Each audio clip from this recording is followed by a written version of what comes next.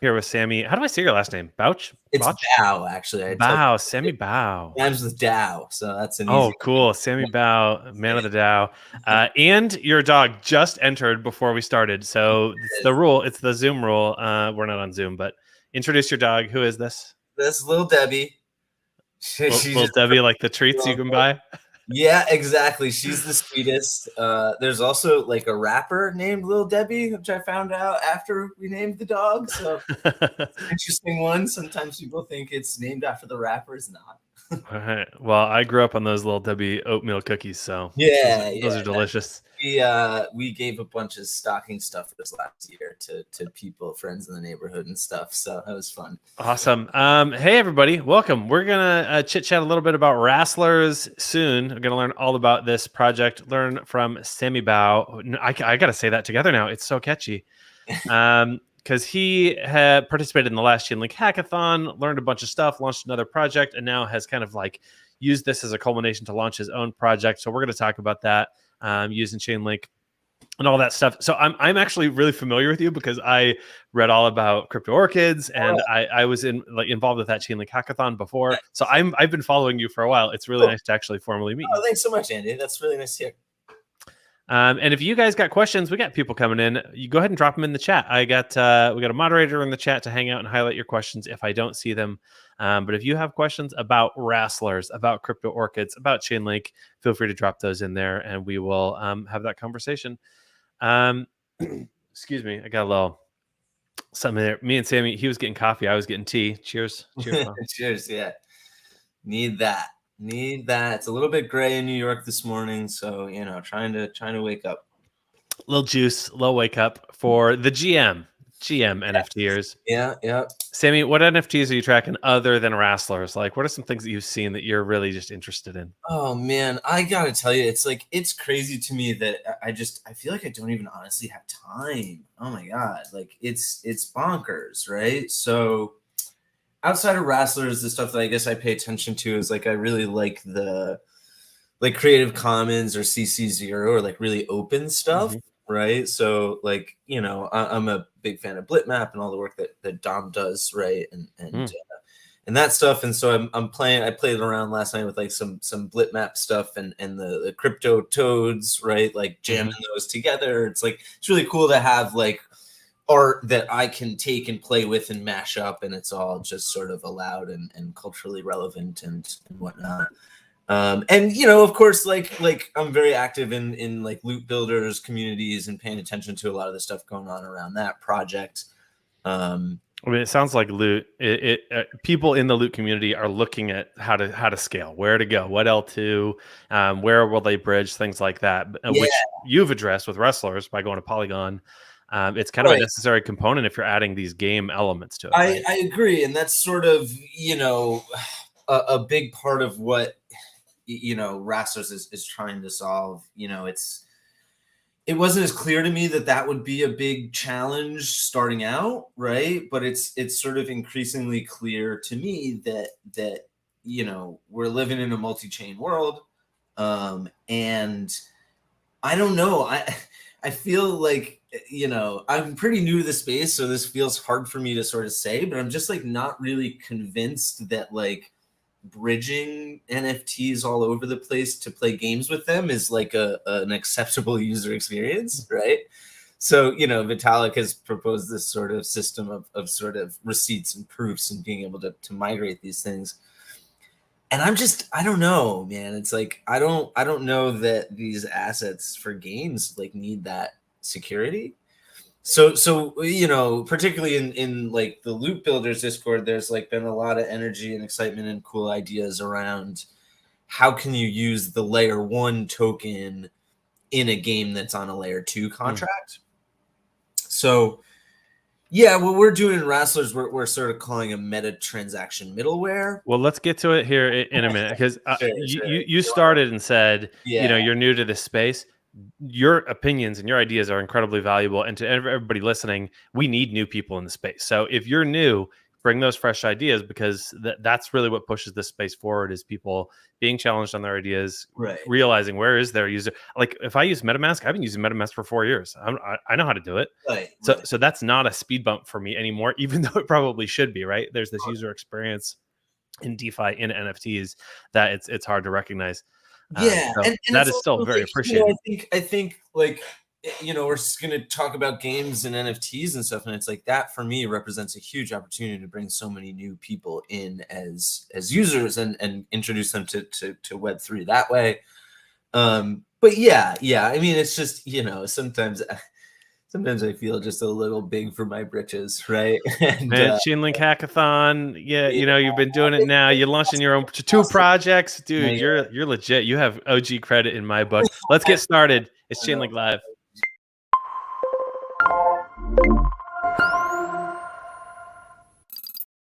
Welcome to Chainlink Live. My name is Andy Boyan from Chainlink Labs. We're going to learn about Wrasslers, NFTs today. I'm here with Sammy Bauch from OX Essential and Lil Debbie behind him. Oh, give it a shake. Oh, she's cute. I love having pets on the stream.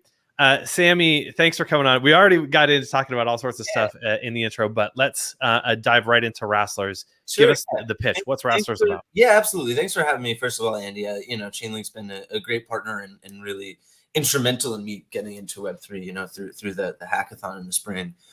Let's see. So Wrasslers is a game that we're building. It's an NFT platform battling game, right? So the idea is we want to build open permissionless games for NFTs, right? And do it on chain. So Wrasslers is really unique in terms of games out there, blockchain gaming, where we want you to be able to bring any NFT you own, and typically right now we think those will be like PFP avatars, and come and enter what we're calling the Metaverse Wrestling Federation, right? Our sort of fictional outfit of wrestling, and compete in matches against other players, right? It's a pretty simple, just player versus player. Right now we only have single player, but sort of player versus player. Choose a move, it creates an HP hit, you continue alternating turns until someone loses, right? And so yeah, it's super exciting for us. Definitely a lot of challenges to solve between things like layer 1 and layer 2s, and sort of we're excited about these ideas of interoperability in NFTs, which I believe requires creating some standards and some sort of shared ideas of object ontology, if you will. So one of the cool things, as I've read about Wrasslers, is the on-chain gameplay. So it's not just the PFPs, the NFTs, the characters that are NFTs, but the moves are on-chain. There's like the moves are a component of the NFT as well. Will you talk a little bit about that so we understand like how this is different from something like just a standard NFT profile picture? Sure. So I'd say like the first thing that sort of makes us a little bit different in terms of the NFTs from a typical sort of PFP project is, I look around and I see these PFP projects and they're really sort of art. They don't have, right? They're essences themselves. They exist, right? They don't necessarily have properties or capabilities, right? And I'm not really, I hate when people use the U word here, utility. I think that's not really the right way to think about these things. But so I look at those things and I say, okay, like, these are metaversal beings, right? They should have the ability to do things, right? And so, the first thing is we have this open source inheritable wrestleable contract, right? And that sort of helps specify attributes, right? So we've come up with this standard that we think describes the essence of a wrestler. And it's really simple, right? It's just 6 attributes that are integer based and that are mutable, that can change. You can upgrade them, right? And so that's the first thing, right? It's like, instead of this just being, pointing at some metadata on IPFS that has an image, which we also do, right? But we include more data, not metadata in the ERC 721 spec, but sort of attribute data that can be used in games, right? So integers, right? So okay, so the Wrestleability. yeah, exactly, right. It's like this very Love it so much. Proof of wrestleability, yeah, but that's a really cool question. Like, are you wrestleable? yeah, But really, that's a technical feature that points to a different type of data structure than just right. an IPFS, Right, JPEG. Really. exactly, and it's like it's like it's so like highbrow, lowbrow, right? Because I when I think about like people have been thinking about how to organize things since the dawn of humanity, right? And so Mhm. you think about I'm sitting here reading like Plato and reading about platonic forms and then thinking about wrestleable as like a platonic form. It's absolutely ridiculous, right? It's really silly.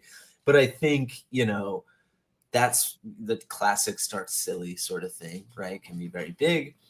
And it's really interesting where you can take that, right? And think about things like simulation theory, right? Mhm.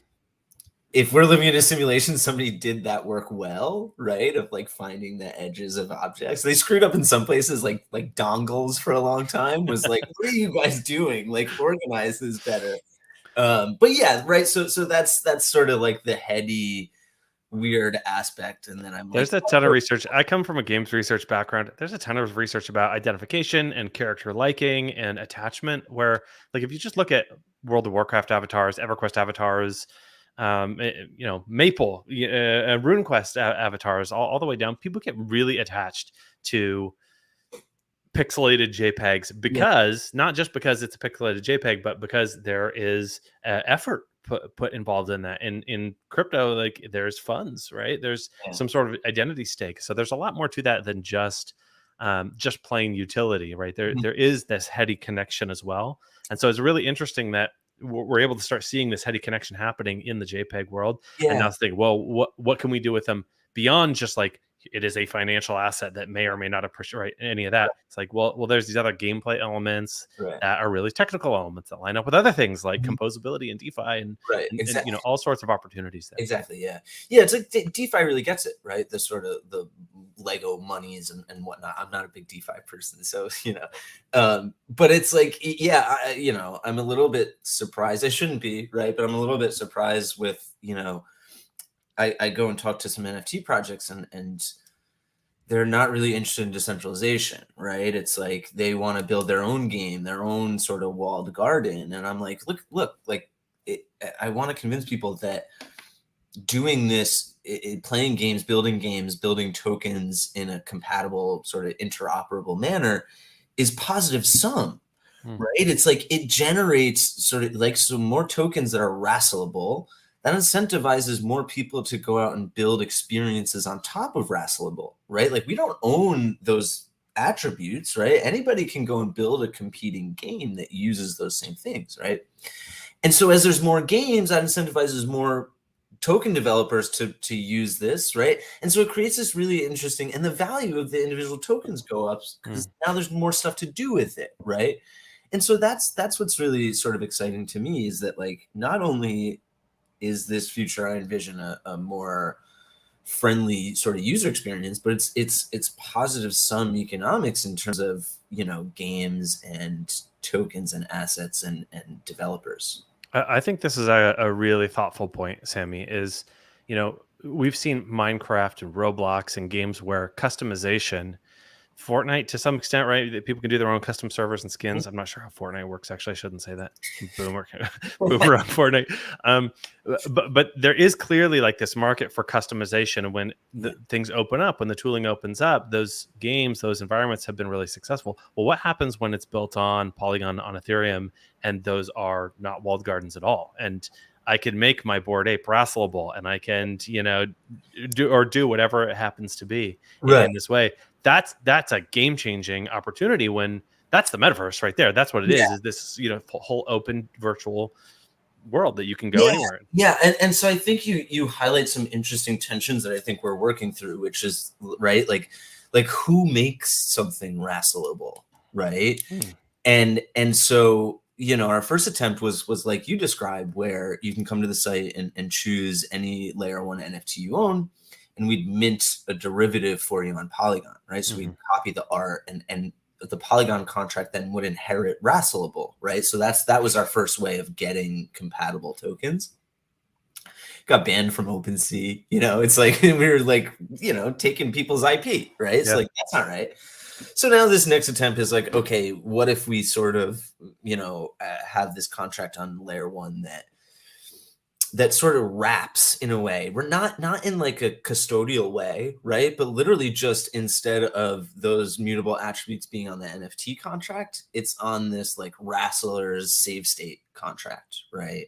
And so now if you're an existing project, you can come to us and say, hey, here's a JSON file of all of our tokens mapped to our wrestling attributes, right? And we pin that, and then that gets used when your token users register for the game, right? Pretty cool. If you're a new project, right, you can come to us, and you don't have to come to us, actually. You can just inherit the wrestleable contract and set up your own scheme for setting the initial variables, and then we call your contract to get those into the game, right?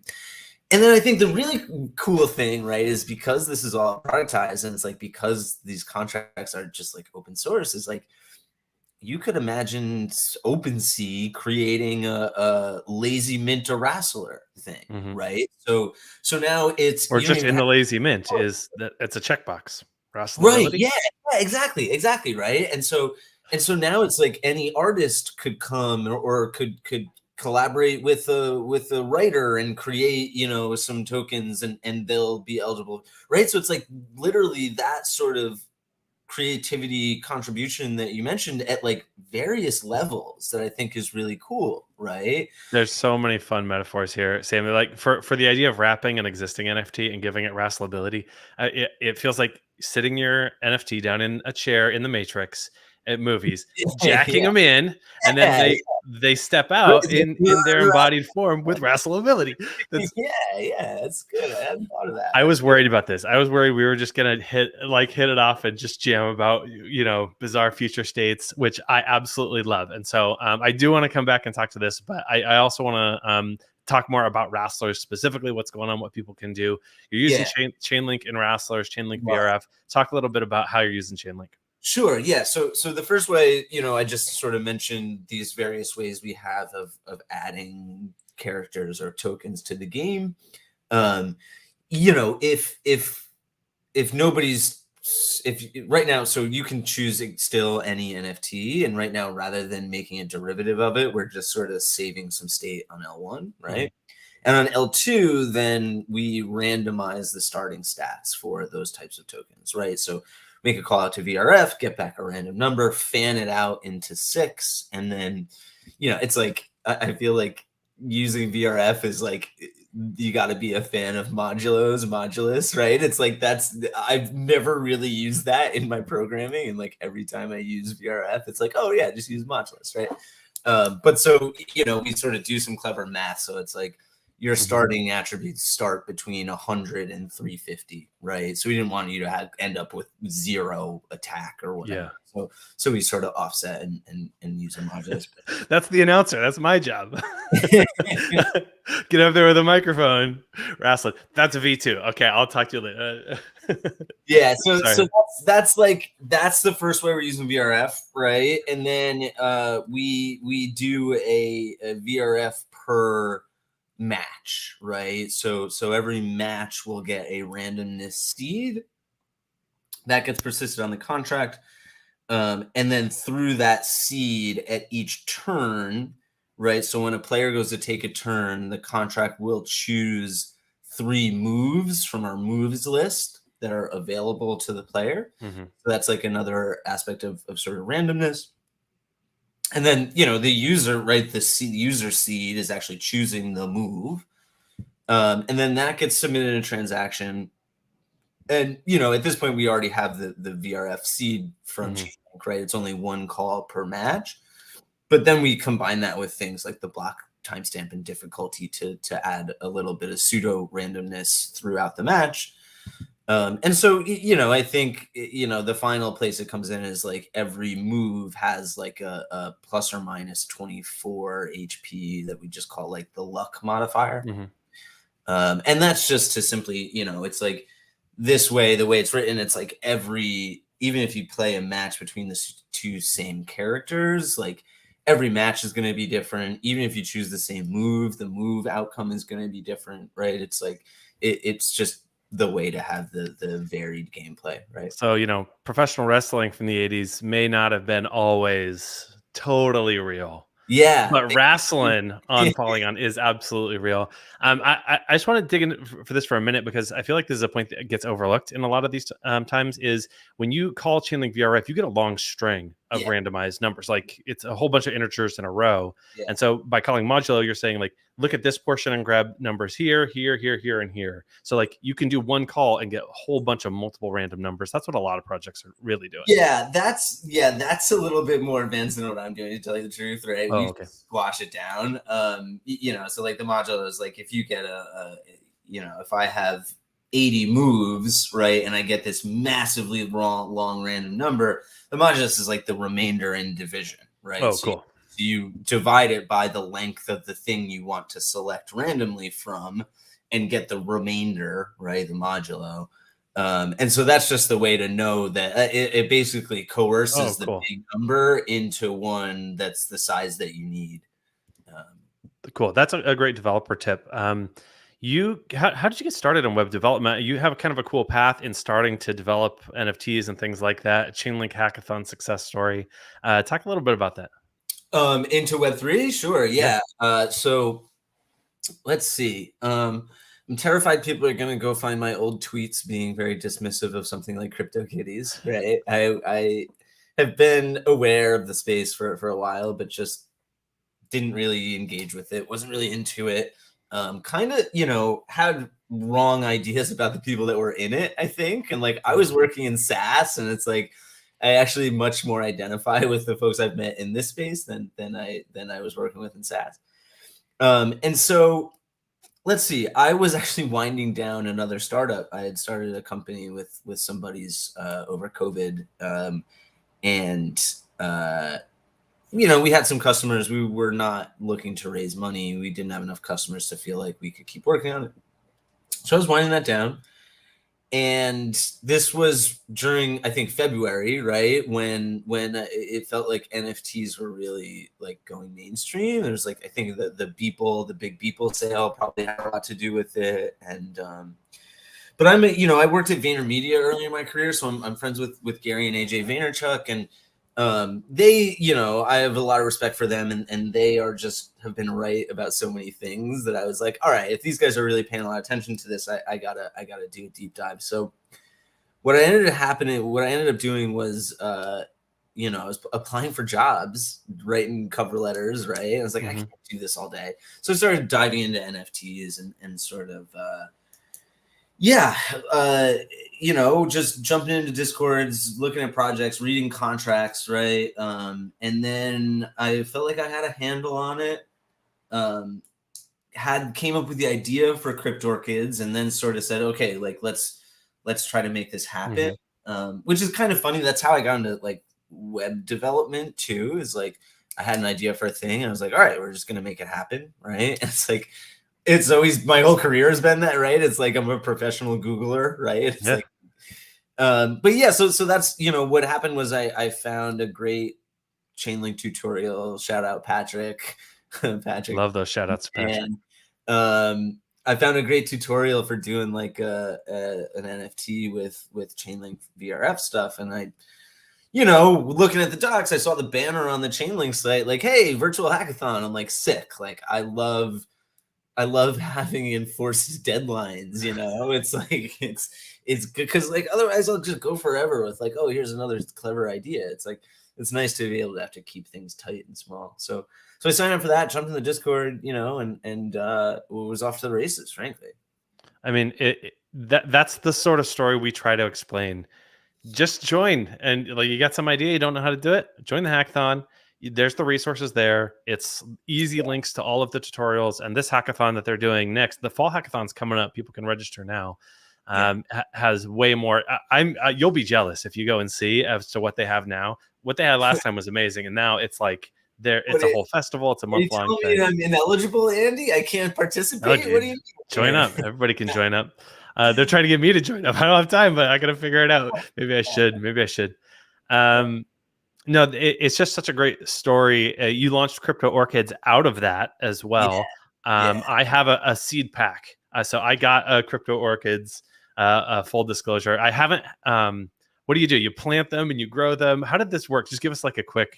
Yeah. It's pretty basic, right? We talked a little bit earlier about, this notion of like standards for things and like object ability, right? Crypto Orchids is sort of in the same vein, but was more on like a capability or sort of requirement sort of thing, right? So I concepted it as not an image of a flower, but as a metaverse flower, right? And so that's what was frustrating to me. It was like looking around and it's like running around crypto voxels and like seeing a picture of a crypto kitty on the wall. I was like, this is so dumb. Like, why are we making pictures of cats instead of cats? Like, I don't get it. So, okay. And I love artists, like, sorry, but yeah, so that's what I was going for. And so the way it works is the contract has some functions on it. So yes, you buy a seed, right? And when you're ready to start growing your seed, you call a function on the contract called germinate. This is when we actually call Chainlink VRF and randomly, determine the species of your flower. So it's on a per 10K sort of heuristic or algorithm. It's probabilities, it's not certainties, right? So like we have a species that's 1 in 10,000 that's no one has ever minted, and we don't know for sure that it will be minted, and there might be 2, right? It's like, and so that comes back, and so when you germinate, that sets your sort of birthday, right? You're planted at, and so from that timestamp, we use some math on the contract to say you have to water it every 7 days, right? So 7 days later, your watering window opens for 3 hours and you have to perform a watering transaction, right? And that's just an on-chain transaction where you just come to the site and click water and approve it. And, on Ethereum mainnet, it can be a little bit expensive, in the hackathon, everybody was telling me do this on Polygon. And I was like, no, I should have, right? But at the time, OpenSea didn't really have great Polygon support, right? It's like things move so quickly. It's like, yeah, I would have changed a lot of things if I were to do this project over. Okay. What I like about Crypto Orchids is one of the first examples of dynamic NFTs. Like they change according to different parameters that you set. The user interacts with it. It changes those parameters, and it's still this like persistent digital item over time, but its proper attributes change according. And it's clear like Wrasslers is that next step. There's these moves there. You're taking and doing this dynamic action, which is just really exciting. I thought Crypto Orchids was interesting in that it played on time. I feel like time is the one thing we can't create more of. You can't buy, right? And other than like creative ways, right? Like I think Uber was largely successful because they sold people time back, right? And so I don't know. I've been surprised a little bit that didn't really make sense to the collector investor marketplace. So it's like I brought in 2 buddies that are like not tech guys, not crypto guys, and we've been watering our flowers for 6 months now, right? So every week we hop on a Zoom call, we hang out, have a beer, bro out, and water our flowers, right? It's like really broy and cute. But it's like that for me. It's like you can't, like if you want a 6-month-old Crypto Orchid, you cannot get one other than by buying it from someone that's had it alive for 6 months. So that that felt interesting to me. It's just not. It's weirdly not to the market. So hey, market decides, that's fine. No, it's still an interesting idea, and it's still a valuable idea. In my personal opinion, is it shows the capability of smart contracts and NFTs, and maybe it's not gamified enough to catch on. Right. Maybe that's it. Maybe it's waiting for a killer metaverse use case, and then there's a metaverse, and you bring in this 3-year-old flower that has this proof of watering. Dude, you're invested. Like how much more OG status do you need than something like that? So and that's what you mentioned the metaverse stuff. It's like that's really where I wanted to take the project next, right? And which sort of begot Wrasslers and sort of 0x Essential, right? Which is, I even played around with like the authoring tools for some of the Metaverse projects, Decentraland, right? And I they're not really quite ready to just import an NFT, right? Sure, you could import art to hang on your wall, but something like this, a 3D object, not quite there, right? So it would have had to have been like a one-off partnership, and having only sold like 300 NFTs, they weren't, and I don't begrudge anybody for that. Everybody's trying to grow. It's like you're gonna focus your efforts on things that'll help your project grow. I get it. And so that's where the idea for this notion of standards came from. Right? So wrestleable, plantable, waterable, right? It's like you sort of start to think, okay, so now, that Metaverse developer doesn't need to one-off partner with Orchids. They can integrate the standard and support this long tail of creators, right? And so next year we'll get a plant. You'll plant your Wrastler. You'll water. We have an audience member with a whole bunch of amazing questions. So I'm going to address the first one, but then I'm going to throw another one to you to talk about. We've got Nabas here. Could you have digital representations of real life achievement, like if there was an Olympic medal winner and the athletes could have their NFT be upgraded with their Olympic medal? Absolutely, Nabas. This is being done on a bunch of different NFT platforms where it's essentially, especially for sports, it's like a sports collectible trading card. And then as their yards increase, as their points increase, as their records increase, those are updated with dynamic data. That sounds. What it reminds me of is sort of some exciting things I see related to like reputation and sort of that sort of stuff. So one of the companies that just completed this Tachyon Filecoin Launchpad Accelerator with me is called Skill Wallet. So they're sort of working on that notion of maybe not necessarily for Olympic athletes, but more like regular sort of knowledge workers type of folks, and sort of, your rather than your credentials being, your LinkedIn or your college degree or your resume, it actually like the output of your work, right? And so yeah, I right, like I think that's very neat. In terms of like in the game, like, yeah, we're going to do like tournaments and like you can win a championship belt NFT, right? And it's like, I think it's important that we think carefully about like transferability of this stuff, right? Obviously with like something like what Skill Wallet is doing, it has to be non-transferable. You can't just sell somebody the fact that you built XYZ, right? But I don't know, is a championship belt? I mean, like at what point, like you could buy Super Bowl rings on eBay, right? Like, no, what is it? So there's a project I'm seeing. It's an NFT project where a bunch of the mint goes towards public goods, Gitcoin and GiveETH and a charity. And so holding that NFT is like proof of having donated. Right. But now what happens if you sell that NFT? Well, actually what happens on the secondary market is the same chunk of funds, the same percentage of funds from that secondary sale, the royalties go to those charities again. So actually buying that does contribute to those charities. So it's like, but that's a whole new way of like thinking about, what do NFTs mean? What do they represent? Socially as well as on chain, all that sort of stuff. Right. Yeah. And another question here, something we talked about a little bit, but Nabas has a question. So let's address that. Is it possible for an individual to have personal NFT and then get upgraded or modified based on various contracts they interact with, like Wrasslers? So we were talking about wrapping an NFT and giving it wrestleability. Is that possible with other things like plantability or whatever it may be? Yeah. I mean, totally. Right. It's, I think what I would sort of suggest and push is like the sort of composability or sort of connectability of smart contracts, right? So, for instance, like we could put something in calls to Wrasslers that call back to your contract that's your personal NFT that says, oh, played a match, right? And it's like, I think the question, I think what's hard is like the NFT side of it, right? It's like that The ERC 721 spec, I think, makes this sort of stuff challenging because it sounds like a desire to mix on-chain sort of mutable data with the NFT sort of token URI spec, which for me,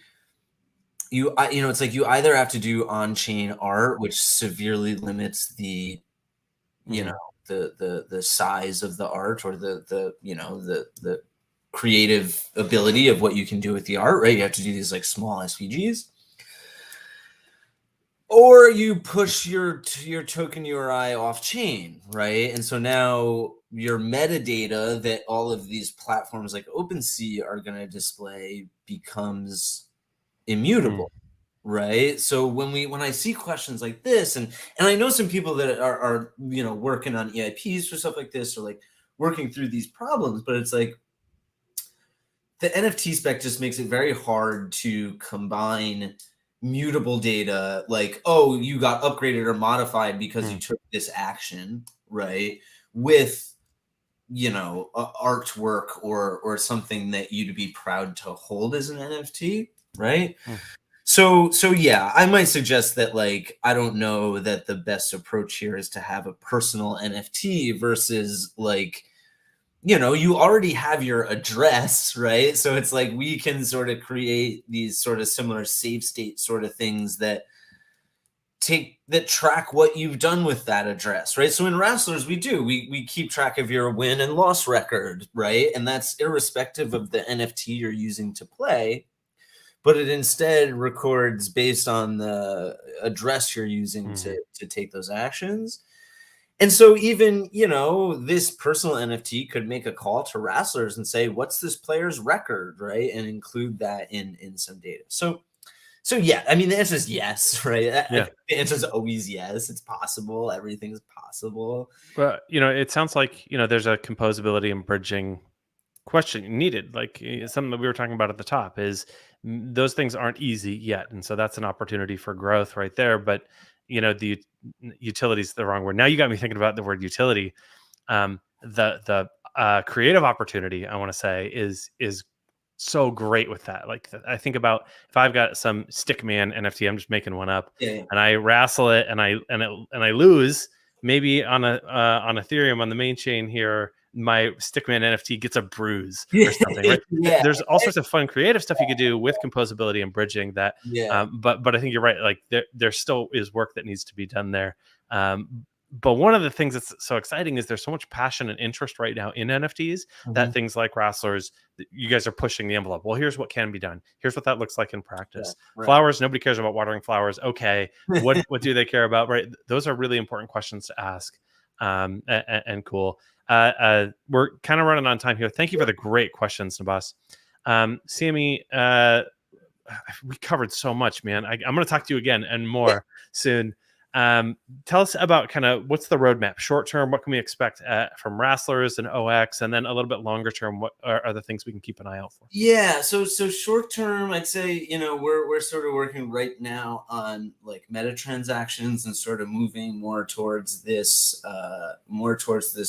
this idea that we've been talking about of the cross-chain stuff. We're moving away from derivatives to this cross-chain approach.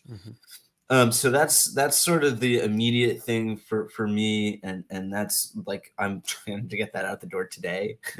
We were gonna show pictures too. We were gonna show stuff, and we totally forgot. We just got into conversation. And I like I said, I couldn't get, I didn't. I didn't finish the homework assignment to get this feature shipped before class today. I love the art for this so much, dude. It's so 80s. I love it so much. It just has this vibe, man. It's great. We're having a lot of fun with it. So that's right now. Next is player versus player, right? So like live lobbies, find other people to challenge. Then we'll do our NFT drop, right? We're gonna create our own characters and release those as NFTs, doing some really cool things with like GPT-3 and AI and very interesting stuff. Again, just sort of trying to go a step further than what we see out there.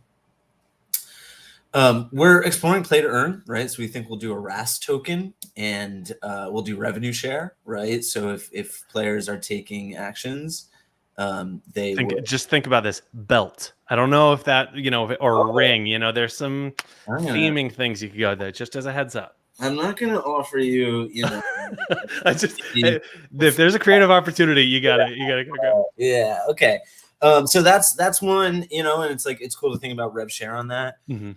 And then, finally, it's like we intend to then actually open up the game and the platform to other projects once we've sort of felt like we've solved this notion of what's the best way, developer and user experience, to integrate other projects. So that's that sort of level. On the 0x side, like, I'm working with some other projects that are interested in using similar sort of stuff as us. So like pushing these ideas of NFTs in games, and so working with some other projects on that. So you might see some other stuff from us over the next month or two, unrelated to Wrasslers. Where do you guys mostly hang out? Are you Discord or Telegram mainly? Yeah, we're on Discord. It's pretty quiet. It's we're not trying to. I don't know. People are like, "Oh, you should launch the NFTs before the game," and it's like, I don't really want a community that's just focused on floor price, right? We want to bring people in that are excited about what this means for gaming and for the space and for NFTs. So yeah, in due time, right? Awesome, yeah. Man. Here's the website, wrasslers.com. The art is incredible. This is my whole 80s vibe, like 80s roller coasters and theme parks and spaceships, Lego. Anyways, the whole thing. I really appreciate you coming on and talking to me. Let's talk more. I want to follow up on this in a little while. Totally. Once the launch, I'll join your community as well. So on or off camera, I'm happy to, Andy. This was great. Thank you so much for having me. And Chainlink's been a great partner. Everybody should definitely be using Chainlink in their projects. I couldn't imagine not. So well, thank you. Thank you for the shout out. All right, man. I'll talk to you later. I'm going to talk to these guys for 1 sec. Cool. Awesome to have Sammy here. Peace, man. Thank you, Nabin, for the great questions. Everybody for sticking around and watching and learning a little bit. We just got into it. I had a great time talking to Sammy, really learning a lot about what's being sort of those next steps in the NFT space. Check out Wrasslers. All the links are down below in the description, so you guys can go check out their website, their Twitter, play the alpha there, Wrasslers on Polygon, and all the cool stuff that they have coming up. While you're there, join the Chainlink communities as well, Telegram, Discord, follow Twitter. You can follow smart_contract at Twitter too for announcements about these sessions. We do these kinds of sessions a couple of times a week. I got another one coming up on Thursday with DeFi, learn about some DeFi protocols if you like. Hit that subscribe button, hang out, and get those notifications because we do all sorts of cool videos. My name is Andy Boyan. You can follow me on Twitter too if you want to. I'm on there, Andy Boyan, not underscore. I remember my own Twitter handle. But I appreciate you all coming. Mark, I appreciate you being here as well, my friend. Take care, everybody. We'll see you next time on Chainlink Live.